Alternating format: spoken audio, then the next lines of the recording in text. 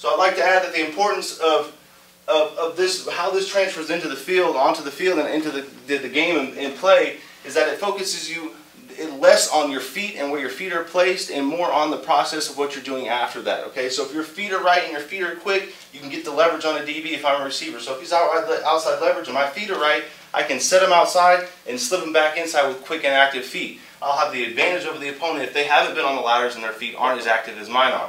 This helps us at the top of the routes in all parts of the football. So if I'm a wide receiver, it's going to help me at the top of the route coming back in, the curl, the comeback is going to help me going back to the sideline. If I'm a linebacker, it's going to help me read the run, right? It's going to help me read the run, active step forward, and then get back and drop back into the pass game. If I'm a running back, it's going to help me my feet. They're going to help me with my feet not crossing over as much as the next guy would that hasn't been on the ladder, right? Keeping my feet parallel to the line, my shoulders square to the line of scrimmage, hitting that hole and accelerating. It helps everyone from the linemen, the linebackers, to the DBs. The ladder is a fundamental instrument in all types of football, and I suggest and highly recommend that you invest your school's budget or your personal money into getting the ladder. It'll pay dividends for you and your program.